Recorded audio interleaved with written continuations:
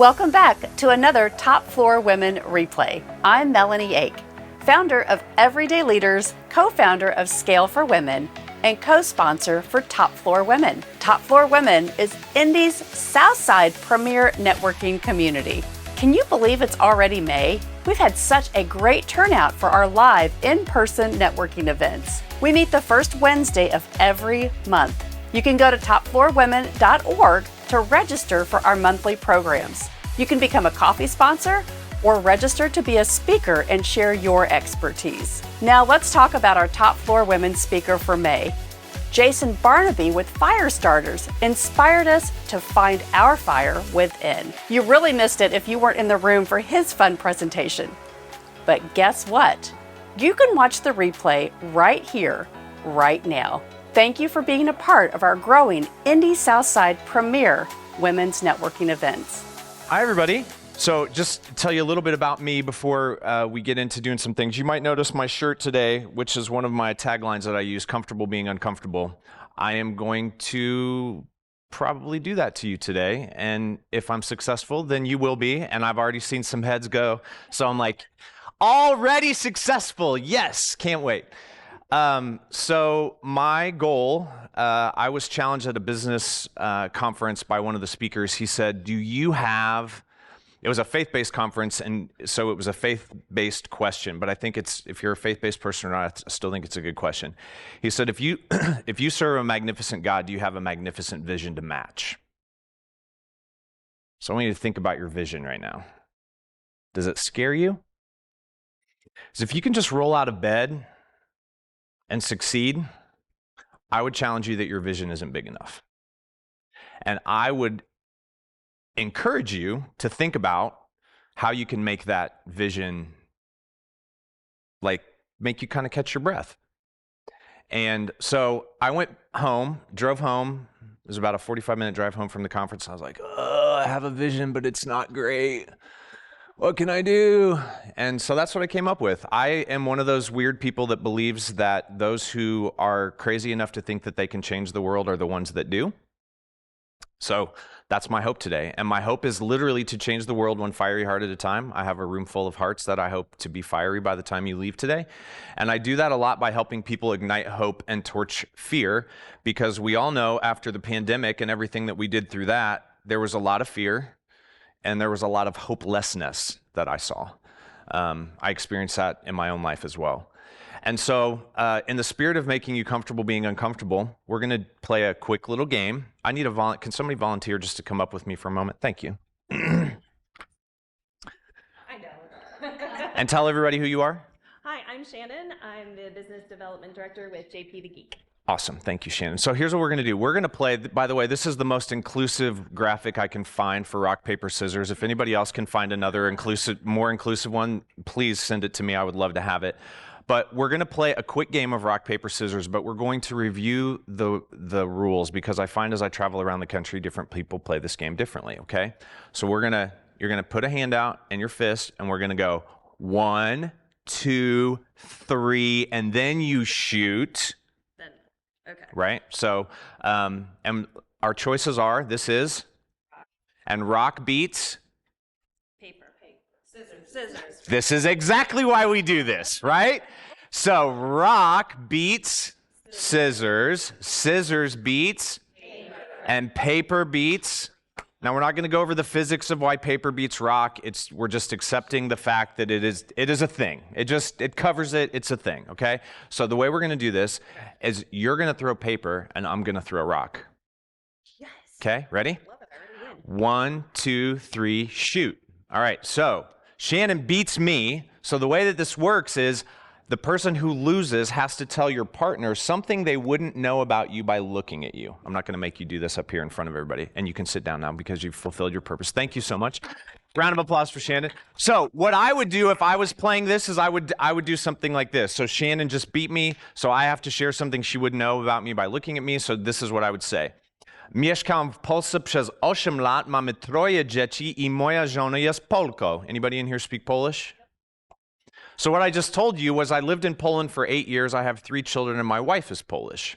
But you probably would not know that by looking at me, right?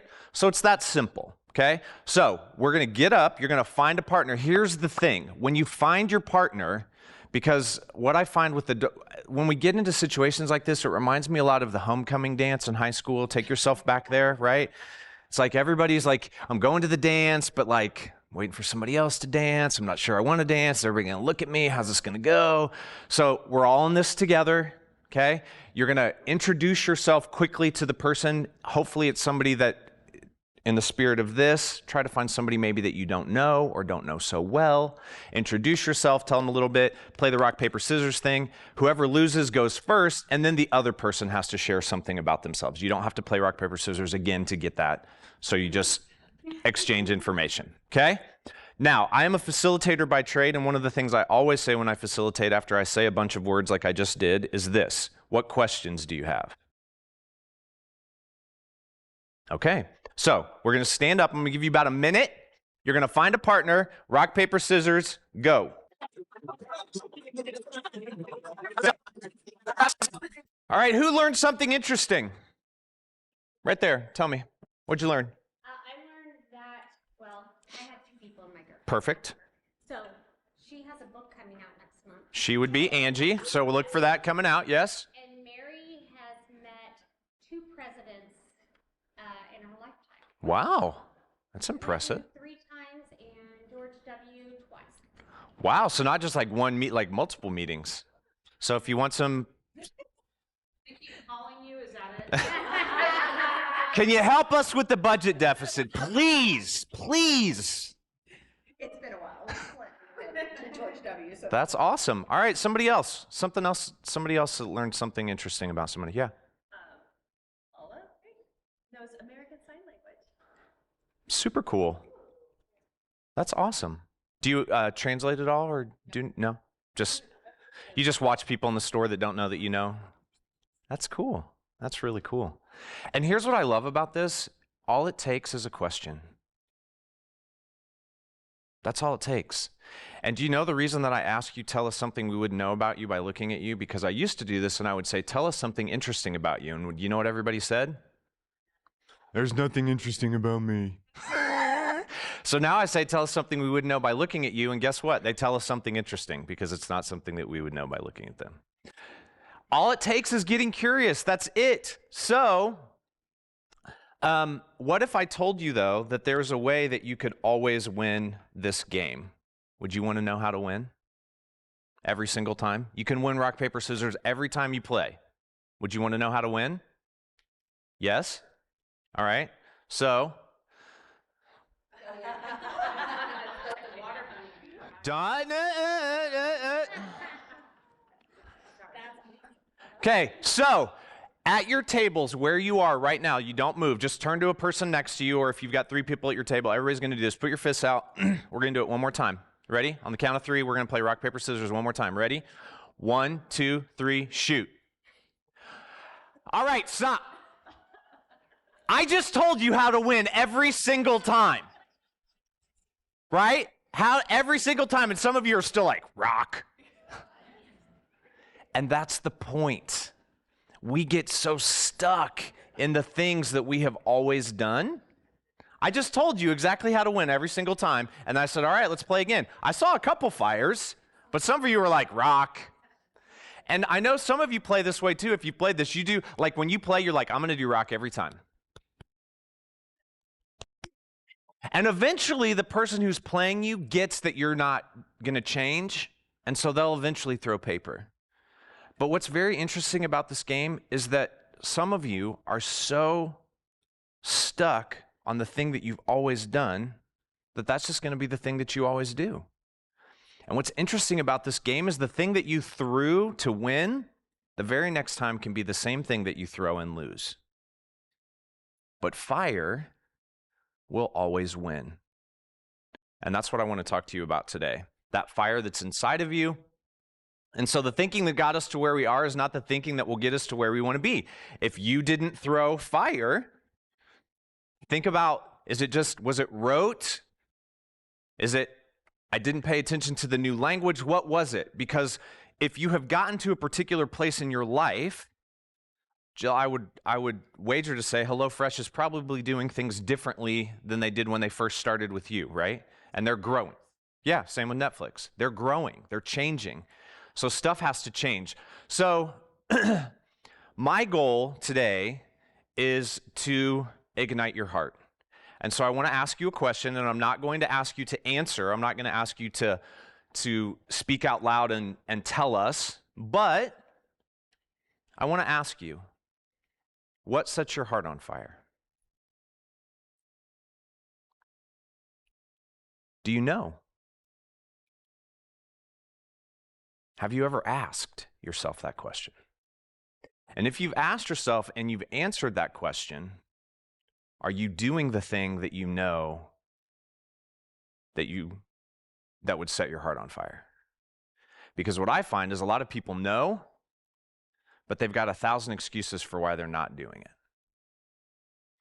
And what I've found in my own life, especially I think in times that we find ourselves in, is everybody seems to be jumping to one side or the other. It's this or that, it's left or right, it's up or down, it's liberal or conservative, it's whatever it is. When what I'm learning as I get older is that there are a lot of other options in the middle. If we get curious, if we ask the question, if we say it doesn't have to be all this and none of this, what if I take a little bit of the all and put it over here? What could that look like? What would one small step in the direction of what sets your heart on fire look like for you today? One small step.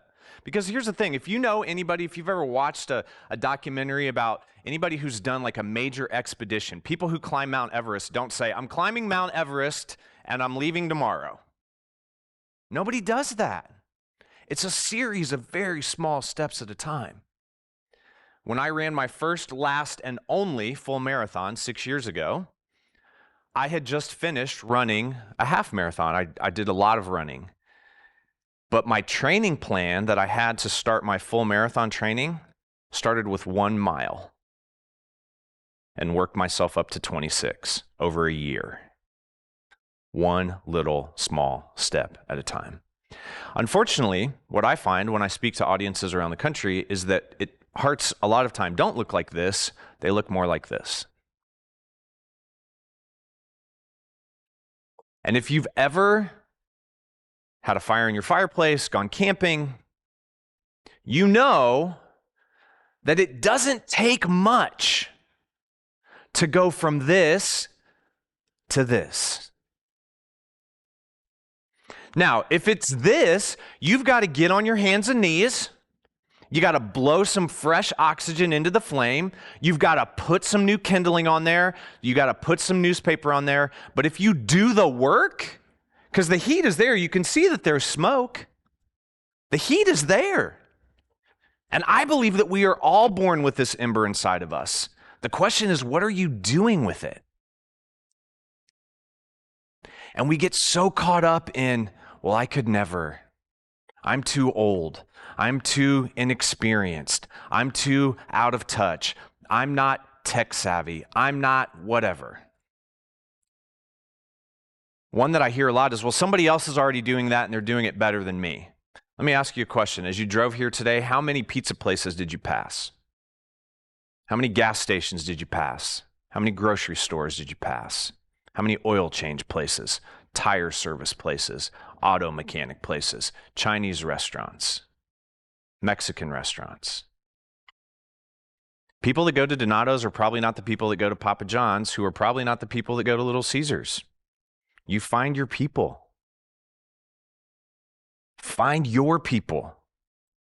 Because there are people that are in this world waiting for you to do the thing that is this thing that's inside you. But we get stuck and afraid of what people might think, of how it's going to look, of what if I fail? So what can you do today to get you to just have a little bit of a spark that can eventually lead to this? That's the goal. All right, so we're going to do one other thing. I'm going to give you very specific instructions, and I'm going to be kind of annoying about this, and you'll understand why when we're done, okay? So in just a moment, I'm going to ask you to stand up, And I'm going to count to 3. And on the count of 3, you are going to have one thing to do. And that is to get your hands as high as you possibly can on the count of 3. Okay? So, what am I going to count to? And when I count to 3, what are you going to do? Okay, you can stand up, sure.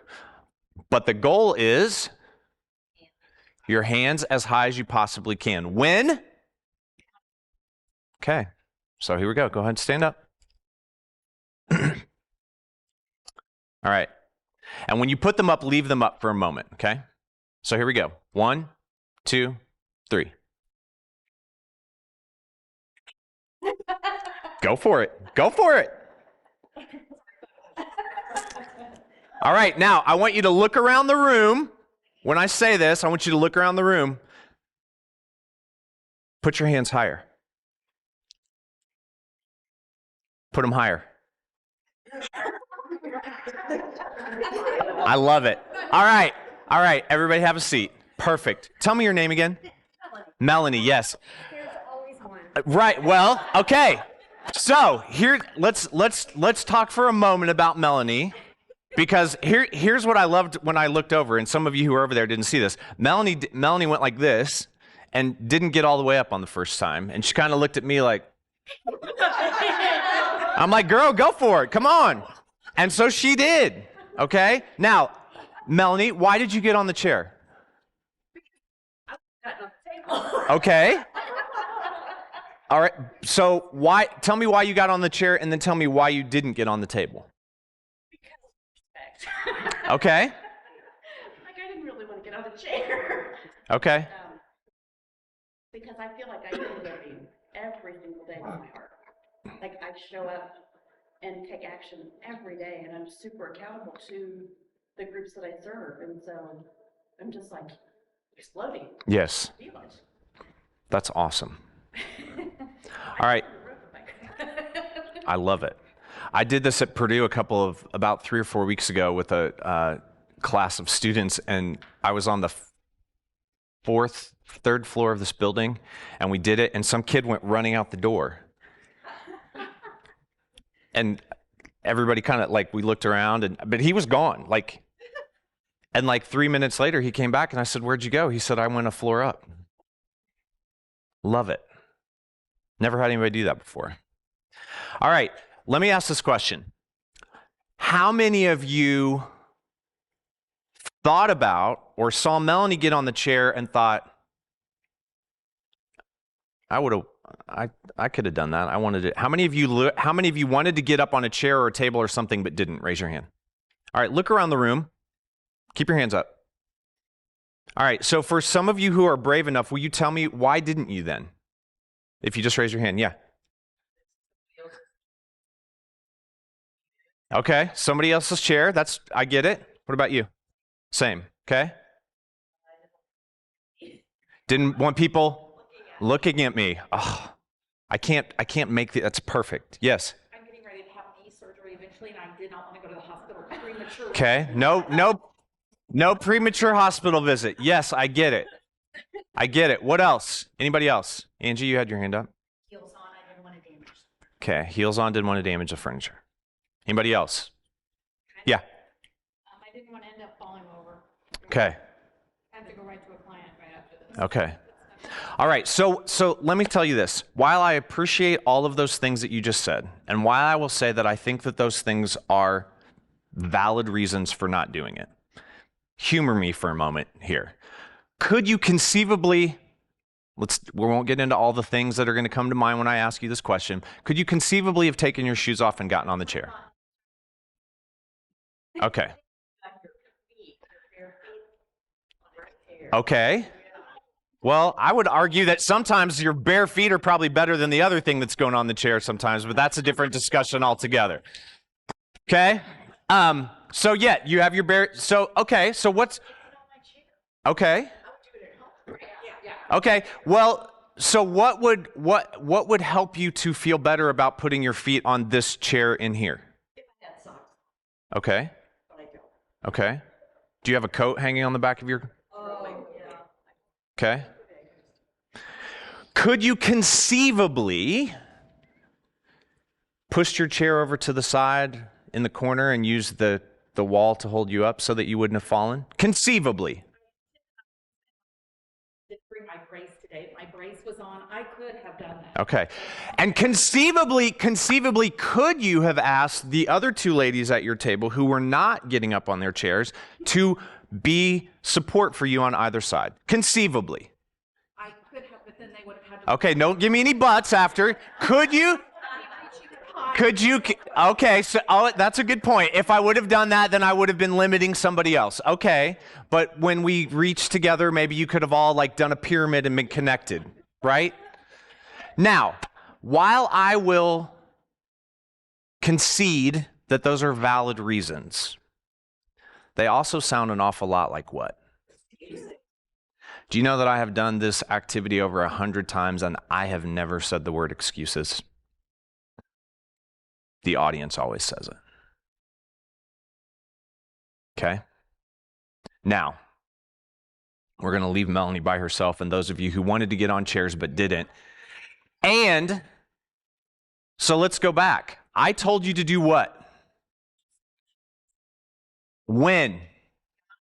What happened that when I asked you the second time to go higher? Everybody did. This is what it looked like, right? You all are standing here like this, and I said, go higher. And the whole room went. Or this. You know, I saw some of you kind of do a little, like, I didn't really get up there. Okay, here's my question. I was annoying with my instructions to do it like that on the which time? But yet the second and third time, we went higher than the first time. Why? We have told ourselves stories. Well, I can't put my bare feet on a chair. If I had socks, if I, and the day is gone. And my take on this, what I see often, is that this, for most of us, has been enough most of our life. I don't need to go like this. That's uncomfortable. Like, my shoulder hurts a little bit. So that's like stretch. It's like, this is fine. So for so many of us, for so long, good enough has been good enough. But good enough isn't great. This is not this. And this is not this or that. It's different. What would it look like if every opportunity that you had, you didn't care what other people thought? If they saw your bare feet, if you had socks or not, if it was somebody else's furniture. Ask forgiveness instead of permission once in a while. I find that people are pretty forgiving. But if you ask for permission, a lot of times they'll shut it down because we've never done that before. I'm guessing that Fresh Time and Netflix are doing things they've never done before. Right? So, think about that next time you're given an opportunity. So I want to introduce to you a phrase that I made up. I have, and I brought a couple of copies with me if you're interested in purchasing them after, but I have a master's degree in teaching English as a foreign language. I was a professor of English in southern Poland at a university for several years. I'm good with words. I have a thing across my stove at home that says #words matter. Words do matter. But when I was looking for this word to incorporate negative thoughts, head trash, imposter syndrome, I couldn't come up with one word. So I was like, I've taught English for 25 years. I have a master's degree. I'm entitled. I'll just make up a word. So I did, and here it is. What if abouts? Rolls right off the tongue, doesn't it? So here's your definition. The pesky fears that work tirelessly to keep us stuck and afraid.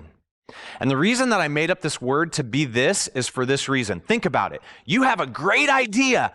I'm going to do this thing. And for like 30 seconds, you're super fired up.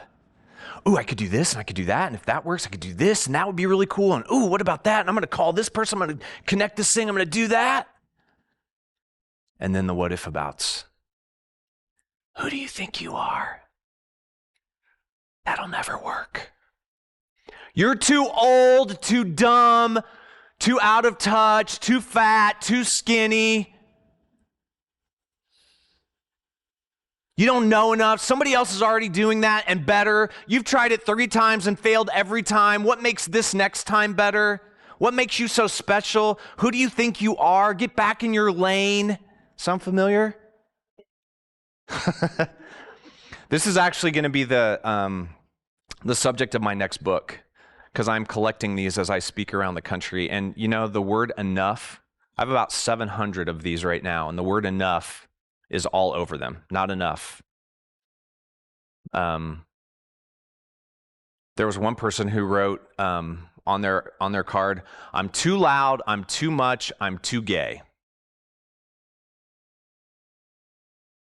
I've heard all of them. One of them that said, if my dad didn't care enough to notice me, why would anybody else?" These are the people that are showing up with you every single day, that are walking around with this stuff. I heard somebody just say, "You're in my head." These are the Brene Brown's made $1 bajillion on this phrase. The story I'm telling myself in my head is fill in the blank. We tell ourselves an awful lot of junk. An awful lot of junk. And so let me give you 3 things that you can say to your what if abouts. So what? Well, my naked feet are going to be on the chair. So what? It's somebody else's chair. Go grab some napkins and put them on if you don't want to put your feet on it. So what? I don't know if any of you have experienced this. I'm experiencing this as I get older. I've seen a meme that says, like, in your 20s, I don't remember all of them, like in your 20s, in your 30s, in your 40s, but basically, like, when you're in your 20s and 30s, you think everybody's looking. When you get to your 40s, you know that some people are looking, but you care less. And when you get even older than that, you're like, who cares? Who cares?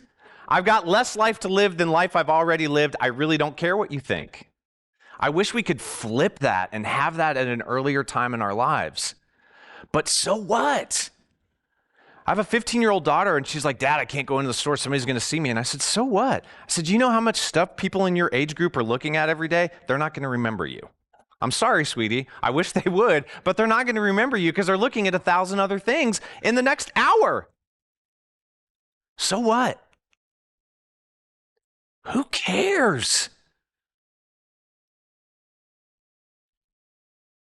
Think about the things you have missed in your life by worrying about what other people are going to say. Who cares? Do you know how many people told me I was crazy to start my own business? Do you know how many people are still telling me I'm crazy for starting my own business? And do you know a lot of times jealousy is mean? Jealousy is critical. Jealousy shows up and it doesn't look like jealousy. It's just mean. Well, I thought you'd be further along by now than you are. Meanwhile, I'm talking to somebody who's been in a 20-year corporate career who's never leaving. That's their choice. But their fear does not belong to me. Their criticism does not belong to me. What I find as I get older is that criticism that I get is so much more about the person giving it than it is about me. Who cares? Can you imagine what life would look like if you just stopped caring about the way other people were going to judge you? I mean, I would argue that there are precious few, probably that you can count on one hand in your life, whose opinion and judgment really matters, like really matters to you. So we're going to stay stuck and afraid because of this perceived disapproval of strangers that we're never going to talk to?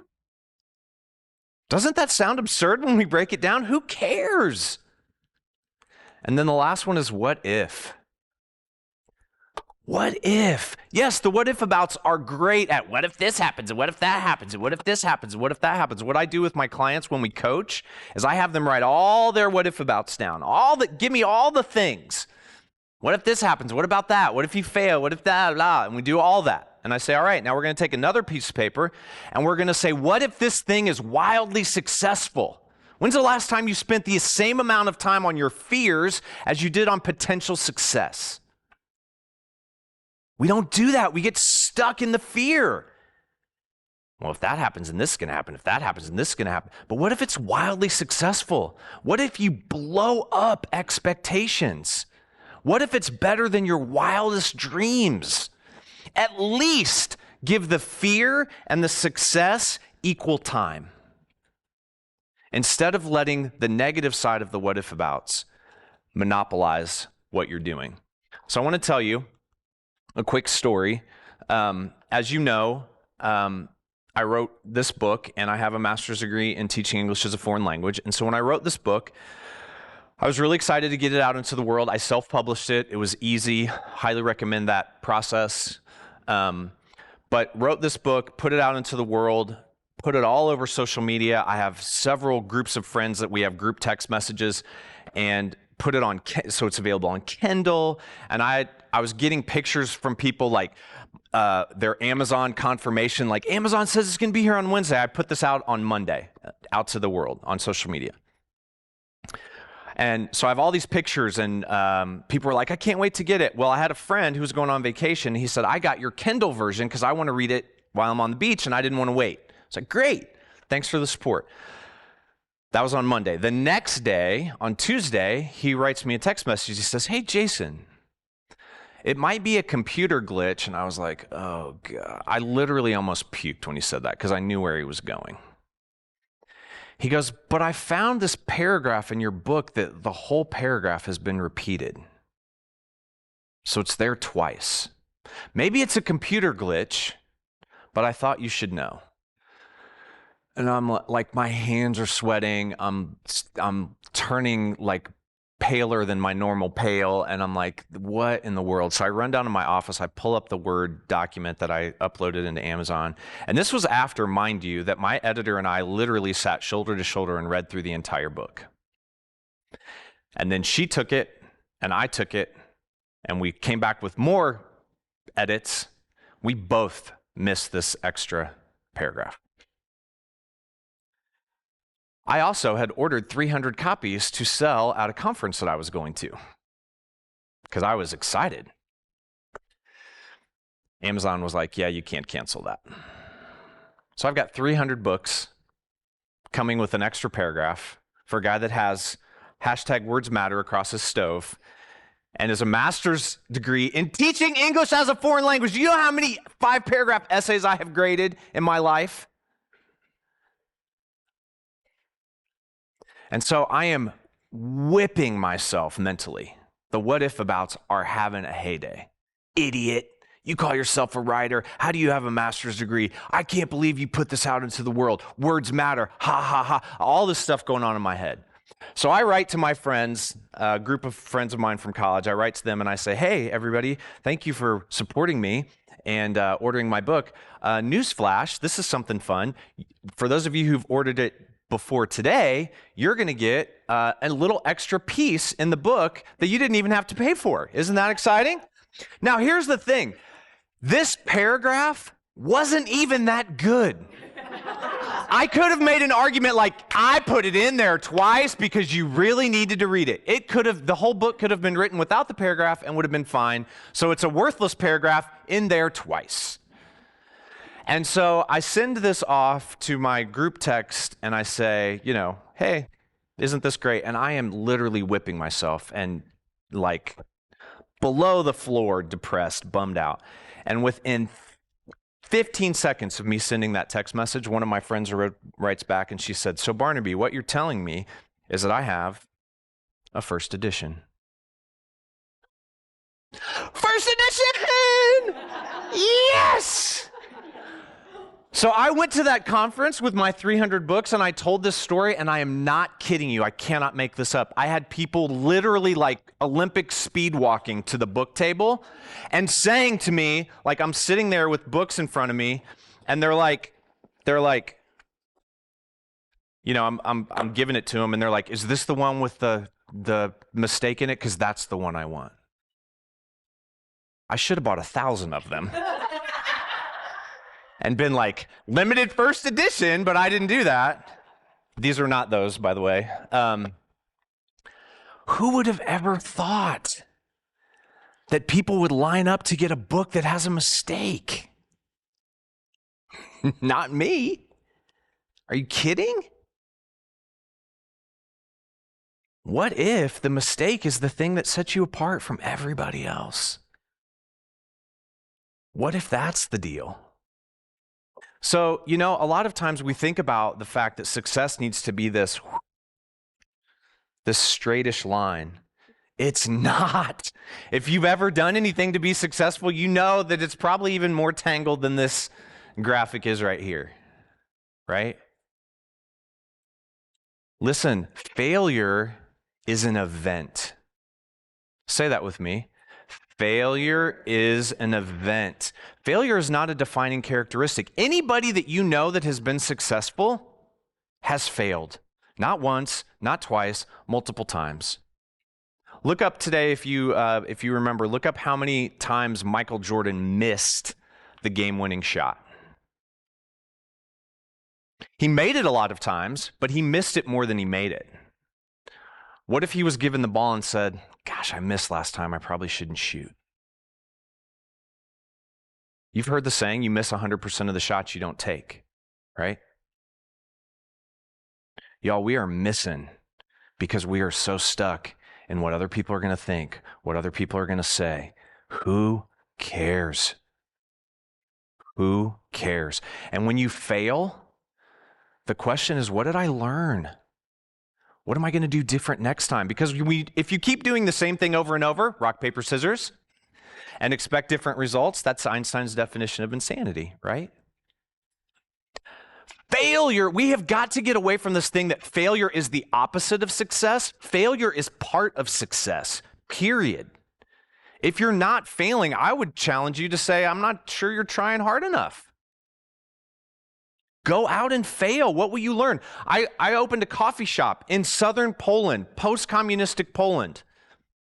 The first year I got married, the first year in a new culture, my wife looked like she was 15. She wasn't.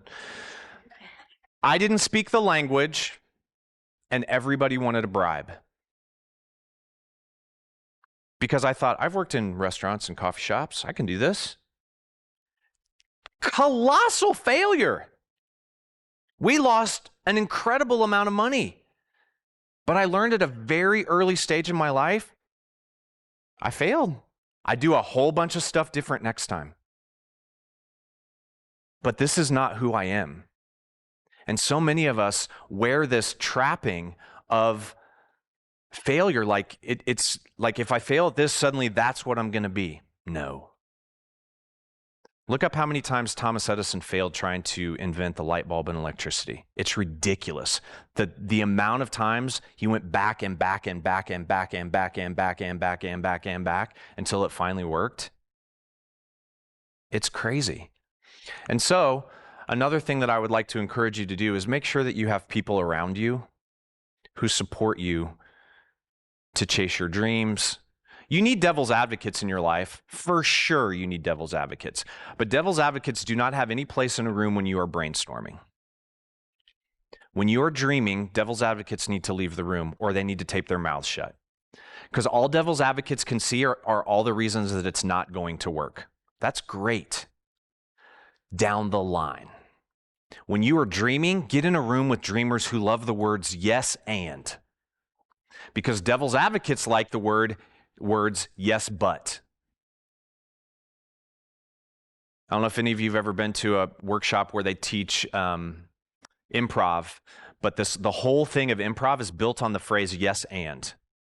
So if you have a conversation with somebody and you're like, I'm going to do this party and it's going to be awesome, and your conversation partner goes, yes, and you can invite all these people. And then that feeds you and you go, yes, and I can also do this. Have that same conversation and go, I'm going to have this great party. And your conversation partner goes, yes, but it dies. The energy absolutely dies. So have those people that are in your life that can play devil's advocates. But make sure that you include them in the right stage. Because if you include them in the wrong stage, one of my coaching clients, when we talked about this stuff, She said, I have 5 devil's advocates in my tribe and I have no dreamers. And she's like, I've stopped sharing my new ideas because they just beat me up every time I have something new.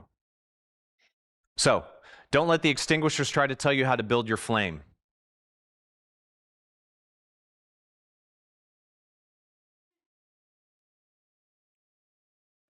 I am including this in every single keynote that I'm doing from now until I die because I've been in therapy for 2.5 years and my biggest regret is that I didn't start 20 years ago. Go to therapy. It doesn't mean you're broken. It doesn't mean that you need to be put back together because everything has fallen apart. The way that it was explained to me when I started digging into this is they said, your therapist will be the person that will always have your back no matter what. I love my wife, but she doesn't 100% of the time have my back because she is also a devil's advocate. So she's like, what about this? And she knows all the places where I've failed before, and she doesn't want to see that happen again. My therapist is there to help me work through and see things in a different way. And it's not a lifetime commitment. You may go 3 times and be able to deal with your stuff. But we are all walking around with mom voices, dad voices, spouse voices, sibling voices, boss voices, coach voices. You can't do that. Why are you going to do that? That's not going to work. Who do you think you are? I hear a lot of people when I talk about tribes, they say, how do you fire your mother? I think that's going to be my one of my next books as well. Because moms can be tough. You familiar with this phrase? We do a lot of comparing in our world today. And I want to give you an example. So these are my children several years ago. The one on the left is now 24, the one in the middle is 15, and the one on the right is 19. Now, if you were scrolling through social media and you came upon this picture, you may look at it and go, oh gosh, look at that. Beautiful kids, beautiful beach vacation, what a nice day, white sand, waves, sunshine. Wow. I wish I could go on a beach vacation. I wish my kids behaved that well. I wish my kids would look at each other like that. Well, let me tell you what was going on the other side of the camera. And if you've ever taken one of these pictures, you know exactly what I'm talking about. Here's what it looked like. If you notice, the boy on the far left, that's my son Jacob, is holding on to his sister's, what looks like at first glance, her hand. No, he's gripping her wrist. So hard, in fact, that when we were done taking the picture, she had his fingerprints on her wrist. And do you know why? Because this is what Dad said on the other side of the camera. Don't you dare let your sister run into the ocean. You better hold still, stand there, look out at the water, shoulders back. I mean, look how much his shoulder blades are almost touching. He's a Marine now. Maybe we condition him to be that kid. But literally, and he did the entire time, the dutiful oldest son did not, he's like, Dad said to look out. No, I'm looking out. I'm not. Well, if you flip over to middle son, doesn't it look like he's looking lovingly down at his little sister? Yeah. Here's what he did the entire time we were taking that picture. Shut up! Shut up! Gosh, stop crying. Dad said we're going to get ice cream. Would you shut up? Oh my gosh, stop. You're hurting my ears. The entire time. The entire time. And do you know why he was doing that? Because lovely daughter in the middle, we discovered on the day that we wanted to take this picture that she loathed and despised the feeling of dry sand on her feet. So do you know what she did the entire time we were doing this? Ah! Take a deep breath and just let it out again. We took 100 digital photos of this scene, and we had 2 criteria for which one we would publish, that it was clear and in focus, and both of her feet were on the ground. This is literally the 1 out of 100 pictures that met the criteria. Comparison is the thief of joy.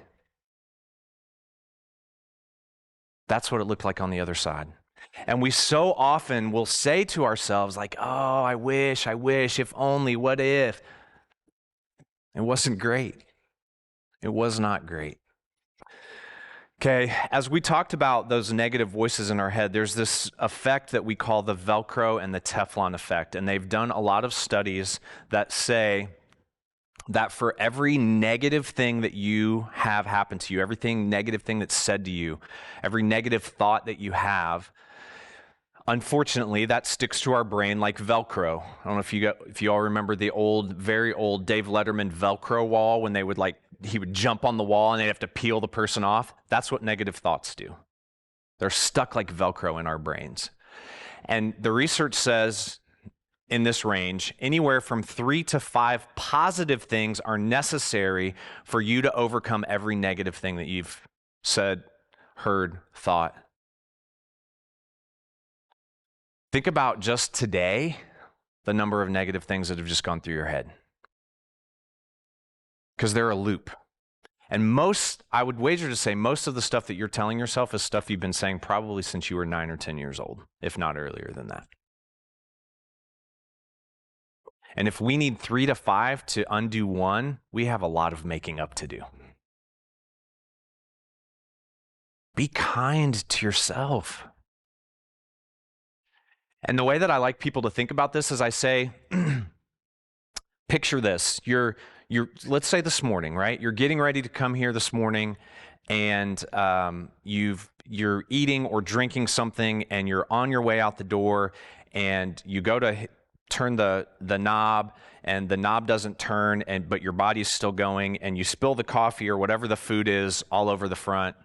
You are already in a hurry. What do you say in that moment to yourself?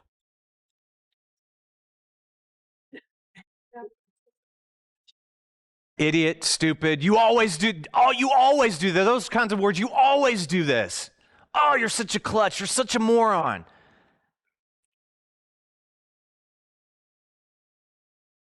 Do you take the time to undo that with 3 to 5 positive things? We don't. And so the research says what we do, it's like a rut in the snow or in the mud. It just gets worn and we get into that rut and we do it over and over and over again. Research says that 80% of the thoughts that we think on any given day, 80%, up to 80%, are negative thoughts. And 95% of the thoughts that we think are thoughts that we've thought before that are repetitive. How terrifying is that? And so we need to start noticing, what is it that we say to ourselves? How do we say it? Positive affirmations, journaling, practicing gratitudes, mantras. Instead of saying you're too old, you're just the right age. You are unbelievably experienced to do the thing that you are setting out to do. Just telling yourself that in a day. So, is there one thing that you can focus on that you have the power to change? And is there one thing that you can stop focusing on that you have no power to change? How many of us have done this? Well, if they would only, whoever they is, those people out there, boss, spouse, kids, neighbors, relative, what can you do? We spend an awful lot of time complaining about things that don't matter and things we have no control over.